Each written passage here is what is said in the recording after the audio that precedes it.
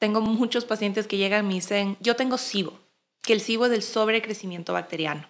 Y de cada 10 pacientes que veo al día, fácil unos 5 vienen con un comentario de yo me hincho por todo. Y sí es verdad, uno de los síntomas que puedes tener cuando tú tienes SIBO es la hinchazón, es por ejemplo también que tú comas algo, por ejemplo, tú tomas un vaso de agua, tomas un café, te comes una ensalada o un pollo que puede ser al horno, lo que ocurre es que tú sientes una inflamación a nivel de tu abdomen.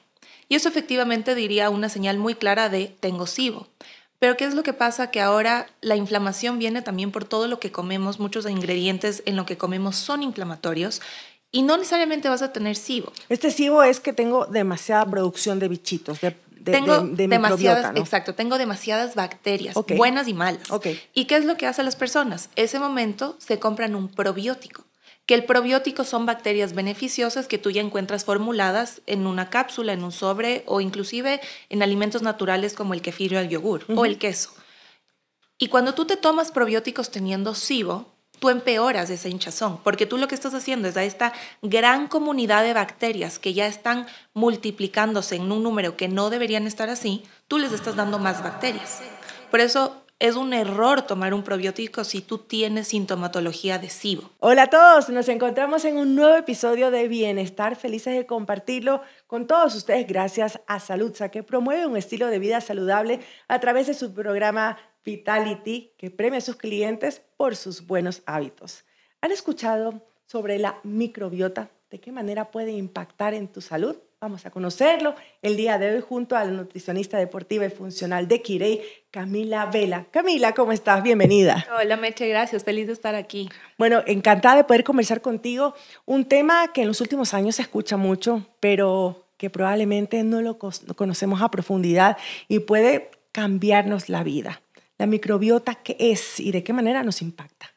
Bueno, una forma que a mí me gusta abordar la microbiota cuando estoy en consulta, por ejemplo, les explico a todos mis pacientes que la microbiota son las bacterias que tú tienes como viviendo en una comunidad en todo tu cuerpo, pero específicamente vamos hoy día a hablar de la microbiota del intestino, que la microbiota del intestino tiene unos beneficios maravillosos. Tenemos múltiples bacterias de distintas cepas o familias del mundo de las bacterias que tienen distintos impactos en nuestra salud. Y se conoce que nosotros somos un 80% de todo lo que estamos compuestos es hecho de bacterias. Ojo, a ver, ¿somos más bichitos que cualquier otra cosa? Totalmente. ¿De dónde salió eso? ¿Desde cuándo se sabe eso?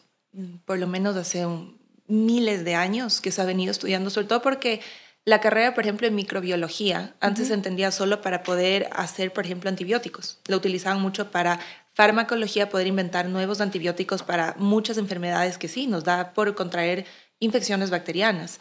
Pero ahora se entiende que las bacterias solo atacan, y hay bacterias malas, pero más son las buenas. Y por eso es tan importante que tú sepas cómo comer adecuadamente para alimentar estas bacterias y que las bacterias te den sus beneficios y que no te hagan daño. Okay. Porque pueden ser las dos vías. Ok, entonces hay que entender que tenemos igual las buenas y las malas y que necesitamos tener muchas más buenas, pero no solo en cantidad, sino en variedad. Y en calidad. Okay. O variedad podría ser. Por ejemplo, ahora está muy de moda, tengo muchos pacientes que llegan y me dicen, yo tengo SIBO, que el SIBO es el sobrecrecimiento bacteriano. Y de cada 10 pacientes que veo al día, fácil unos 5 vienen con un comentario de yo me hincho por todo. Y sí es verdad, uno de los síntomas que puedes tener cuando tú tienes SIBO es la hinchazón, es por ejemplo también que tú comas algo, por ejemplo, tú tomas un vaso de agua, tomas un café, te comes una ensalada o un pollo que puede ser al horno, lo que ocurre es que tú sientes una inflamación a nivel de tu abdomen. Y eso efectivamente diría una señal muy clara de tengo SIBO. Pero ¿qué es lo que pasa? Que ahora la inflamación viene también por todo lo que comemos, muchos ingredientes en lo que comemos son inflamatorios y no necesariamente vas a tener SIBO. Este SIBO es que tengo demasiada producción de bichitos, de microbiota, ¿no? Exacto, tengo demasiadas bacterias, buenas y malas. Okay. ¿Y qué es lo que hacen las personas? Ese momento se compran un probiótico, que el probiótico son bacterias beneficiosas que tú ya encuentras formuladas en una cápsula, en un sobre o inclusive en alimentos naturales como el kefir o el yogur o el queso. Y cuando tú te tomas probióticos teniendo SIBO, tú empeoras esa hinchazón, porque tú lo que estás haciendo es a esta gran comunidad de bacterias que ya están multiplicándose en un número que no deberían estar así, tú les estás dando más bacterias. Por eso es un error tomar un probiótico si tú tienes sintomatología de SIBO. Los probióticos ahora son de venta libre, entonces realmente hay que tener mucho más cuidado y tener como una vigilancia antes de aventurarse a comprar y tomar probióticos. Sí, yo creo que los probióticos han sido como explotados mucho tiempo en todos estos años, y ahora el mensaje que yo sí quiero dejarles es que no es que son malos, son realmente muy buenos, pero hay que saber, como dice Meche, cuándo tomarlos. Y si es que yo, por ejemplo, estoy con una hinchazón leve a moderada, si es que yo, por ejemplo, estoy con síntomas de que algo no anda bien en mi parte digestiva, la primera acción no fuera tomar un probiótico. Realmente fuera investigar para poder sanar de raíz. Eso es lo que nosotros hacemos en la nutrición y la medicina funcional, es de encontrar las causas de las enfermedades de los pacientes para poder ayudarles a que no se enfermen por el resto de la vida, sino realmente cambiar los hábitos desde raíz y que sean personas saludables. Cuando hacemos un cambio en la dieta, y nótese dieta es un estilo de alimentación por algún motivo o por decisión, eso también puede afectar nuestra microbiota, es decir, comienzo a comer más vegetales, más fibra, ¿no es cierto?, más cereales, integrales, ¿eso altera mi microbiota? Mira que hay una bacteria que a mí me gusta mucho y está de moda y se llama Arquemansia muscífila. No, he tenido el gusto de conocerla. Capaz sí, si es que comes verduras verdes, habita en ti. Me encanta la espinaca, como mucho espinaca, el kale, la lechuga. Exactamente, sí. Seguro tienes dentro de tu microbiota, pero ¿qué pasa con la Arquemansia? Que es una bacteria que tiene la capacidad de ayudar a pacientes, por ejemplo, con gastritis, porque la Arquemansia tiene la capacidad de mejorar la producción del ácido clorhídrico en el estómago. Y es un mito que tú necesites tener un pH base, que esto quiere decir que no produces ácido clorhídrico o que no hay acidez, porque todas tus enzimas digestivas se concentran y se activan en un ambiente ácido. Por lo cual, si tú no tienes acidez, no en la sensación, sino un ambiente ácido, tú no digieres. Ojo, entonces aquí hay una diferencia. Siempre te dicen que tienes que buscar que tu organismo esté más alcalino que ácido. Ok, todo lo demás, pero en nuestra microbiota, nuestro estómago, ¿tiene que estar ácido? Nuestro pH del estómago, Ok, sí, correcto. Sí, ahí se van a activar y la Arquemansia tiene la capacidad de acidificar. Por eso es tan importante consumir verduras verdes u hojas verdes, porque tienen esta bacteria que coloniza y nos ayuda a que mejoremos esa producción de ácido clorhídrico.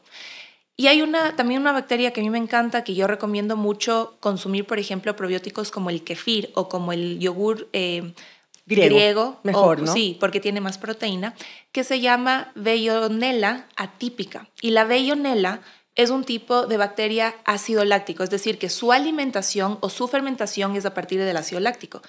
Y esto hace que ella consuma el ácido láctico y de este consumo, que al deportista le beneficia porque se vuelve más resistente, por lo cual no va a tener como que estos cristales que generan dolor muscular. Por ejemplo, un maratonista, se han hecho estudios en maratonistas de la microbiota y han podido ver que la Veillonella atípica es la bacteria más abundante en su microbiota. ¿Por qué? Porque también el hacer deporte produce más Veillonella, sobre todo el correr. Y esta bacteria utiliza el ácido láctico para producir un producto que se llama propionato, que son unos ácidos grasos que produce tu microbiota, como el butirato también. Estos ácidos grasos son fuente de energía. Excelente. Y en el deportista, mientras más deporte tú hagas, aeróbico, porque esta es una bacteria aeróbica fermentativa estricta, lo que termina haciendo es producir energía a partir de un producto que lo hace ella de tu propio cuerpo. Por eso nos sentimos mucho más energéticos cuando tenemos un ejercicio sostenido, cardio, por ejemplo. Sí. Ahora, yo siempre recomiendo que el cardio que tú hagas sea guiado. Porque sí he tenido muchos pacientes... Como todo tipo de rutina, ¿no? Sí, que llegan y tienen una lesión porque salieron a correr una semana porque quisieron empezar a correr y, claro, se lesionan. Porque hay que entender que lo que nos sostiene el cuerpo es el músculo. Por eso no solo hay que hacer cardio, por supuesto. Hay que hacer también ejercicios de fuerza para que tu músculo se sostenga y todo el resto que habita, órganos, sistemas, células, tienen que tener una parte en tu músculo. Por eso es tan importante también hacer ejercicios de fuerza. Lo que acabas de mencionar es súper importante cuando hay también una corriente grande de eliminación de los lácteos.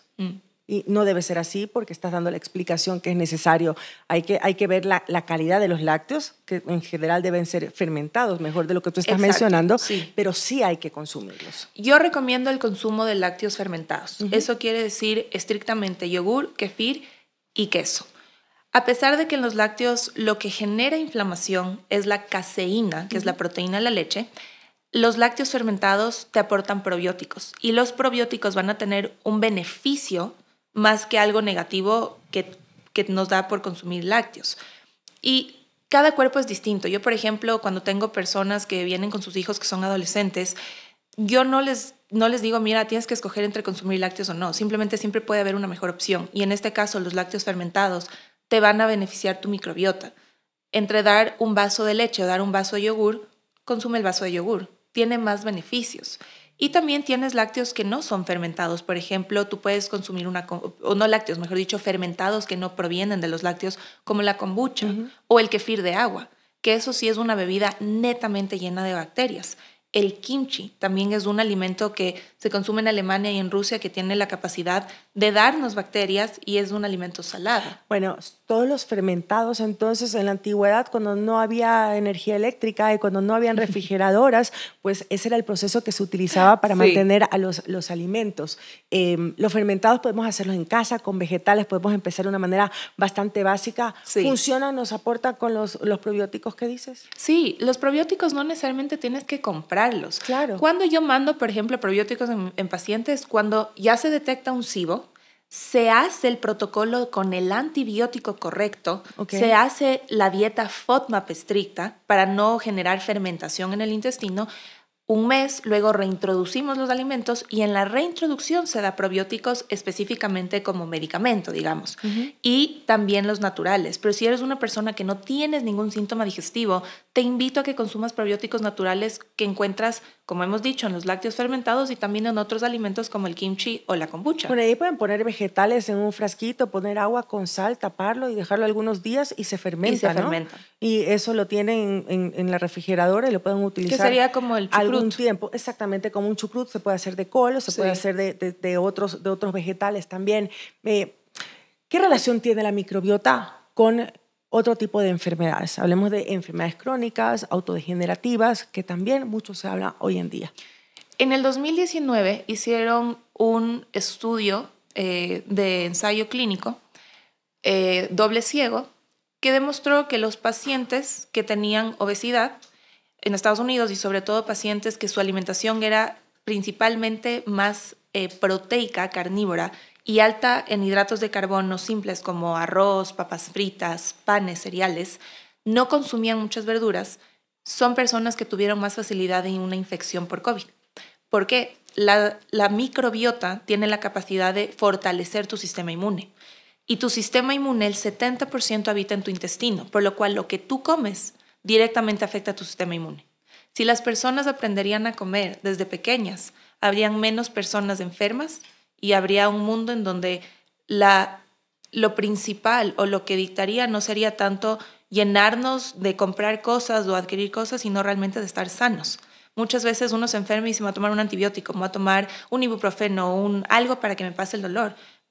Cuando tú puedes hacerle eso muy fácilmente a tu sistema inmune si es que tú comes bien. El 90% de las veces que tú tienes una infección, tu sistema inmune no debería activarse. Pero si tú ya tienes un sistema inmune que se activa por una gripe, una infección, algo sencillo, llamémoslo así, tu sistema inmune está muy reactivo porque tú estás con algo que se llama intestino permeable. Y el intestino permeable es la puerta para las enfermedades crónicas no transmisibles, como la diabetes, como la hipertensión, problemas tiroideos. Yo tengo muchos deportistas y no deportistas en mi consulta que cuando se les hace todo un panel de tiroides, que eso incluye la T4 libre, la T3 libre, la TSH y los anticuerpos tiroideos, tú ves que están empezando a desarrollar un Hashimoto, que es la parte autoinmune o tiroiditis autoinmune de un hipotiroidismo. Las mujeres hoy en día sufren mucho de Hashimoto. Muchísimo. El cambio de la dieta, la adaptación o el cambio de esta microbiota puede mejorar el Hashimoto. Totalmente, porque las bacterias van a tener la capacidad de desinflamar el intestino, de producir estos ácidos grasos, como comentamos hace un momento, como el butirato y el propionato, que van a ayudar a desinflamar y al mismo tiempo dar energía. Por eso es tan importante el consumir mínimo 20 gramos de fibra al día. Si yo como una porción de un cuarto de mi plato, de una ensalada que la típica aquí en Quito es lechuga, tomate y aguacate. Y por ahí capaz un poco de zanahoria. Yo tengo que tener siempre, les digo a mis pacientes, es una regla, 5 verduras diferentes o 5 colores diferentes. Okay. De esta forma yo me puedo dar cuenta que estoy teniendo variedad y también calidad en el tipo de verduras que estoy dando, y ese es el alimento. Esto sería el prebiótico para tus bacterias. Los vegetales es el alimento para los probióticos. La fruta también, por ejemplo. Okay. La fruta con cáscara. Escoger mejor fruta con cáscara. Y la fruta hay que ponerle un ojo también, porque muchas veces la gente que tiene como que esta necesidad de dulce utiliza la fruta como su azúcar. Pero la fruta es fructosa. Y la fructosa es un tipo de azúcar igual. Y esto genera, si tú no tienes una microbiota balanceada, que tú comas más fruta, vas a hacer que tus bacterias fermenten ese azúcar, por lo cual puedes tener problemas digestivos. Eso por una parte. Y la fruta, siempre yo recomiendo más frutos rojos, porque los frutos rojos tienen una carga antioxidante muy importante. O sea, tal vez más vegetales que fruta, entonces. Totalmente, pero no dejar de un lado la fruta, porque sí veo ahora mucho esta corriente como de poner a un lado, de hacer a un lado la fruta, y realmente no, porque la fruta es fantástica, la fruta es maravillosa, está cargada de antioxidantes, de vitaminas, de minerales, pero no hay que abusar. Por ejemplo, cuando tú estás haciendo una dieta FODMAP, que es esta dieta que te comento cuando hay SIBO, tú quitas muchas verduras, porque inclusive las verduras, cuando hay un sobrecrecimiento bacteriano, producen fermentación. Entonces, realmente tú te quedas en una dieta muy limitada. Por eso hay que saber comer y hay que saber realmente entender y escuchar al cuerpo. Nuestro cuerpo es sabio, nuestro cuerpo nos habla. Siempre nos está avisando algo.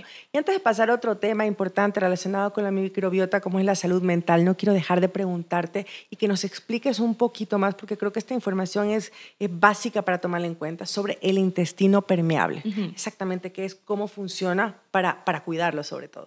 Bueno, yo tengo en mi consultorio un tríptico del intestino, hubiera traído para que vean, pero es hermoso, porque si ustedes se meten a Google y ponen intestino, dibujo de intestino, ustedes se van a dar cuenta que el intestino delgado parece un cerebro.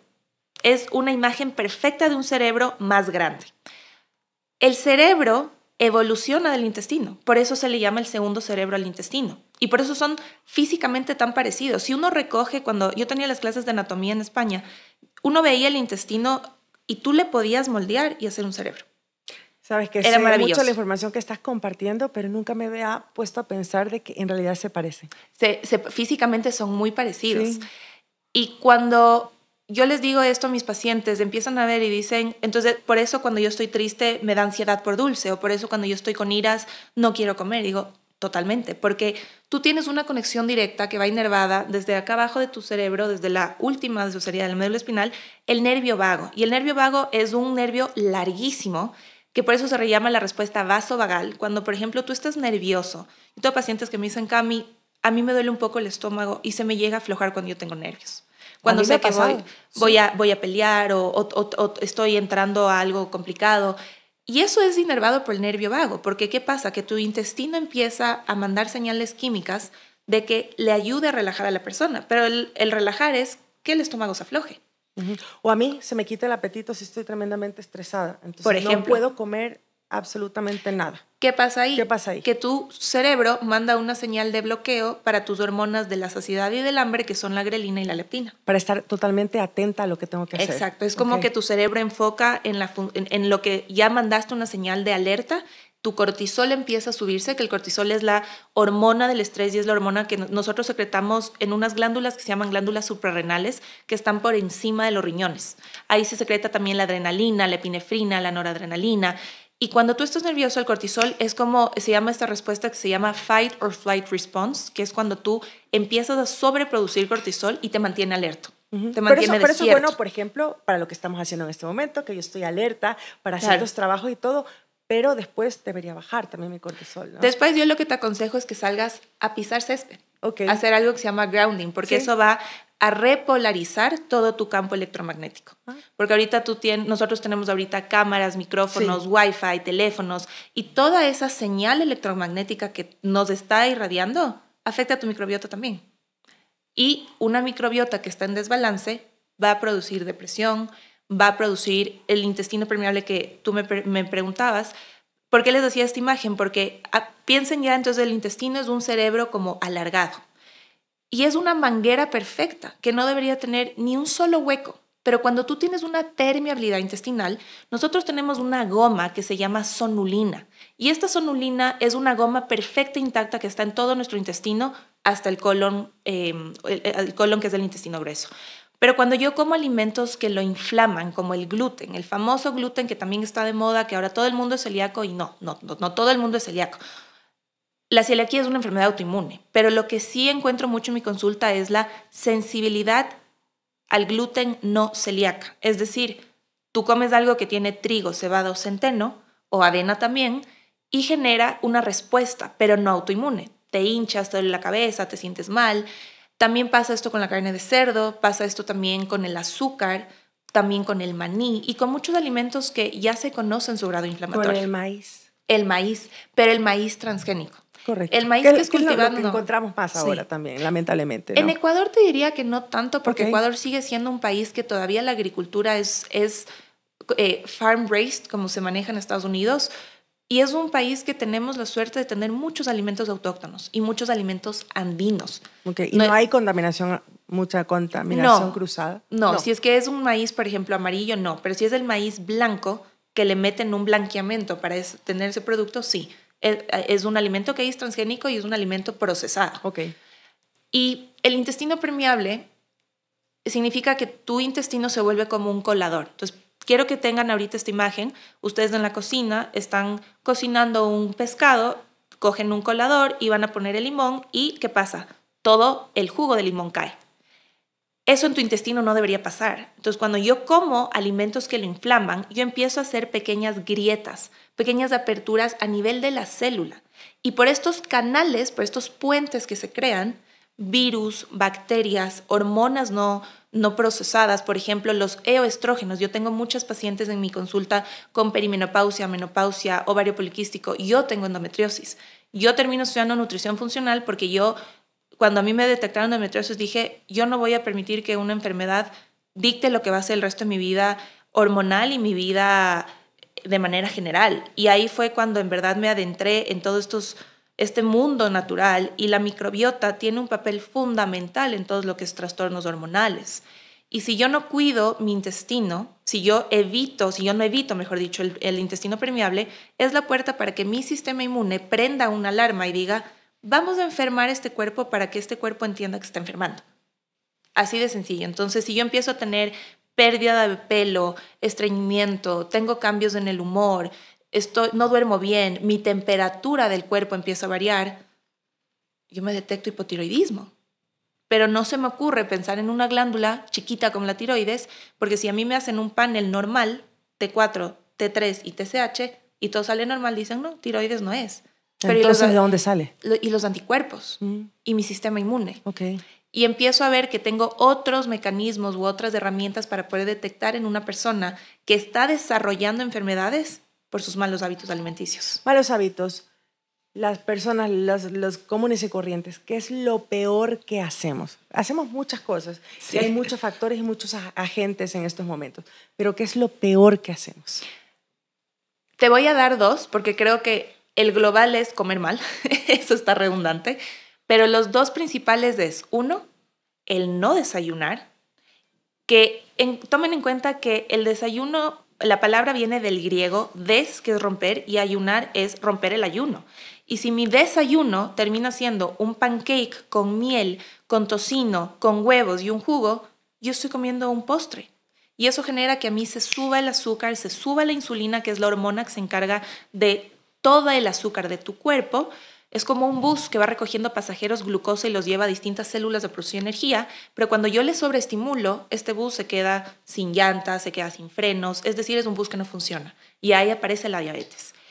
Y la segunda es el cenar muy tarde, porque acá tenemos la costumbre en el Ecuador de cenar cuando llegan todos los papás de la oficina o del trabajo, y hay papás que llegan a las 8 o 9 de la noche. Yo soy de los papás que llega a 8 o 9 de la noche y yo sí ceno a esa hora. Entonces, ¿y qué debería cenar a las 6 de la tarde en mi trabajo para no llegar a mi casa a comer. ¿Qué cenas a las 9 de la noche? Estoy haciendo una terapia en este momento, una consulta, perdón. Generalmente algo súper ligero, o sea, más proteína. Yeah. Tengo que decirlo, consumo más proteína, o puede ser unas claras, unos huevos con algo de vegetales. Realmente sí me cuido porque si no me siento mal si como algo muy copioso de noche.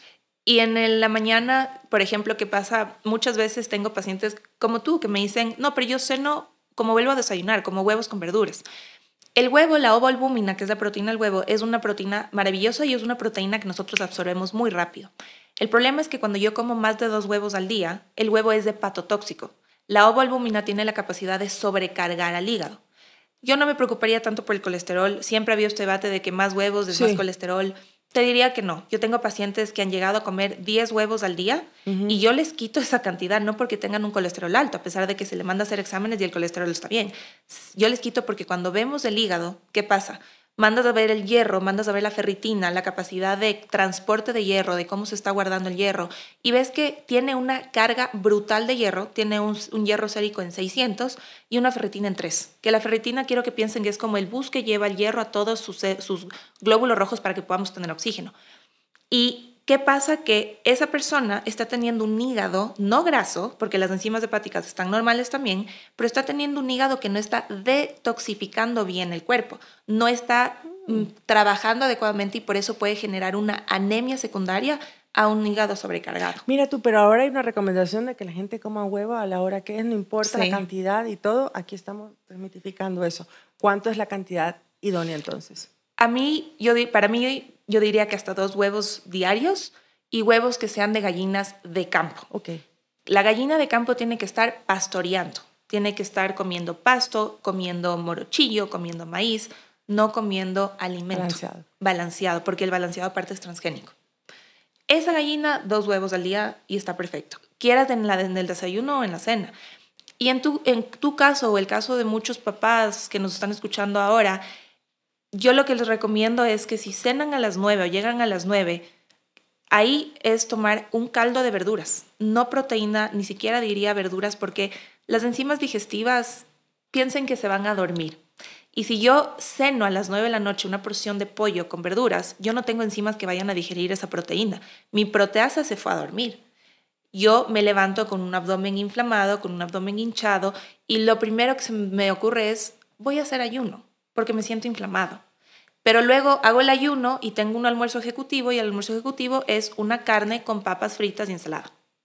Entonces, está sanísimo, se supone. Realmente no hice ningún ayuno. Okay. Lo que hice fue matarle de hambre al cuerpo durante 16 horas y el rato que yo le voy a dar un alimento, le estoy dando alimentos procesados. Ok, ¿qué debería ser el alimento para romper el ayuno ahí?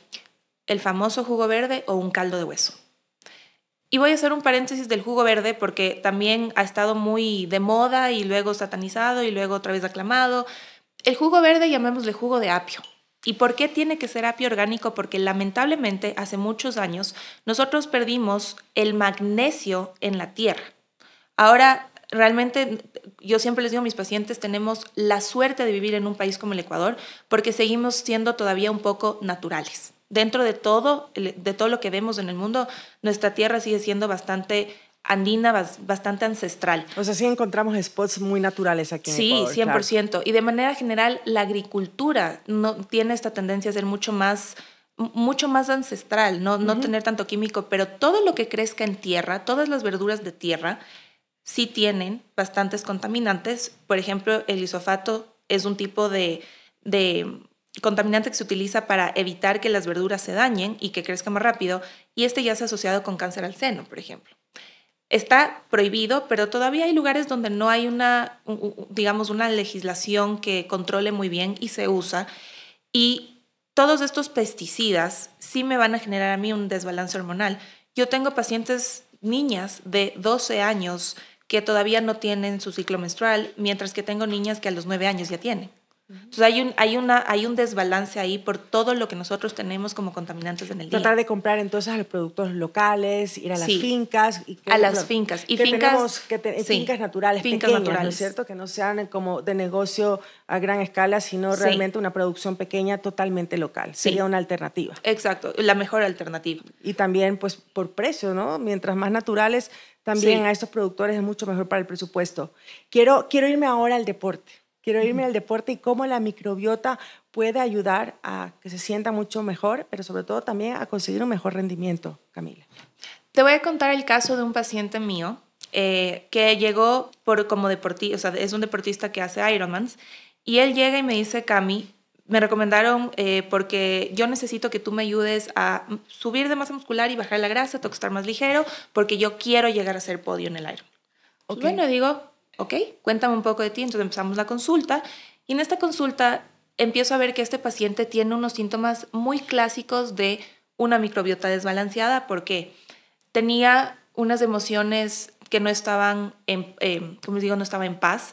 Es un paciente que trabajaba, un ejecutivo que trabajaba hasta las 10 de la noche, viajaba por todas partes. ¿A qué horas entrena? No sé. A las 4 de la mañana. Entonces, ¿qué Pero pasa? Se va a fundir claro, a corto su ritmo circadiano, que es lo que a nosotros nos permite estar despiertos y también dormir, porque producimos ahí melatonina, no la tenía. Entonces, claro, él me decía, es que yo tengo que dormirme tarde porque ahí me da sueño.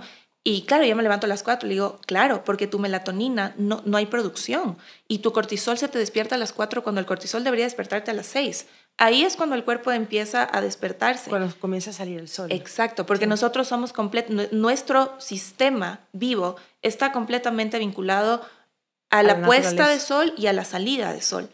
Y esta persona hacemos todo un examen bioquímico y claro, tenía una depresión. Su testosterona biodisponible y su testosterona total estaban por debajo de los límites funcionales. Que eso sí es algo que quiero marcar, porque muchas veces me topo en consulta que me dicen, pero mi nutricionista me dijo que estoy súper bien. Pero un médico o una nutricionista funcional te va a evaluar con otro tipo de parámetros, porque nuestros parámetros son mucho más preventivos que correctivos. Nosotros siempre buscamos prevenir. Y esta testosterona, claro, ¿qué pasaba? Que él no crecía en masa muscular porque no tenía suficiente testosterona. Claro. ¿Y por qué no tenía suficiente testosterona? Porque no comía bien, no dormía bien, su sistema neurológico no estaba en paz, tenía muchos traumas de la infancia que no estaban tratados y que le activaban como digo, un bloqueo emocional del hambre. Entonces, ¿él qué hacía? Cuando se sentía completamente estresado, él podía pasar hasta 24 horas sin comer. Bajaba de peso y era ligero, por eso le iba tan bien en las carreras. ¿Y ahí dónde está la microbiota en todo esto? Cuando nosotros empezamos a cambiar su alimentación, ¿qué fue la alimentación? Él tenía una alimentación muy alta en proteína. Su principal comida era carne en el desayuno, en el almuerzo, en la cena. Poco carbohidrato y uno que otra verdura por ahí. Entonces, ¿qué pasa? Cambiamos, yo le quité completamente la carne porque una dieta carnívora no beneficia a tu microbiota.